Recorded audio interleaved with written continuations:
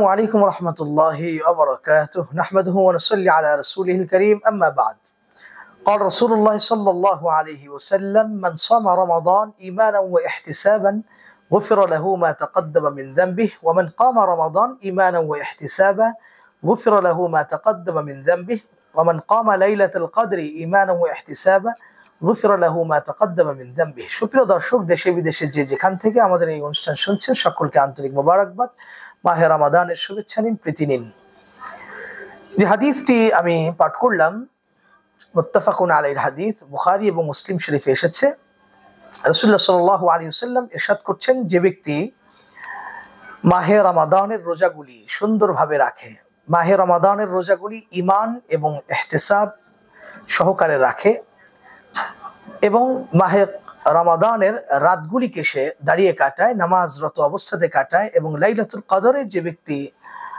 ইবাদতে কাটায় ঈমান এবং ইহতিসাব সহকারে তাহলে আল্লাহ রাব্বুল আলামিন তার অতীত জীবনের সমস্ত গুনাহগুলি ধুয়ে মুছে সাফ করে দিবেন সুবহানাল্লাহ।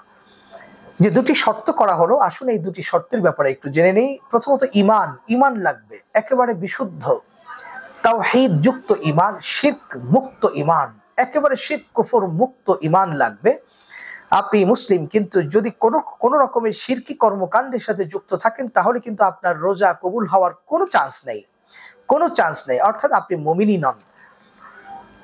অতএব আমরা পেলাম বিশুদ্ধ ঈমান লাগবে, আপনি মুমিন হতে হবে। দ্বিতীয় যে শর্ত সেটা হলো ইহতিসাব, অর্থাৎ আল্লাহর সাথে হিসাব নিকাশ, আপনি সওয়াবের আশা করতে হবে, গুনাহ মুক্ত জাহান্নাম থেকে মুক্তির আশা, সওয়াবের আশা থাকতে হবে। উদ্দেশ্যহীন কোনো ইবাদত রোজা নয়, অতএব সওয়াবের আশা থাকতে হবে, তাহলেই কেবল আপনার রোজা কবুল হবে এবং আপনার অতীত জীবনের গুনাহ মাফ হবে। আল্লাহ তাআলা আমাদেরকে বুঝার, মানার এবং আমল করার তৌফিক দান করেন। ওয়া মা তৌফিক ইল্লা বিল্লাহ। আসসালামু আলাইকুম ওয়া রাহমাতুল্লাহি ওয়া বারাকাতুহু।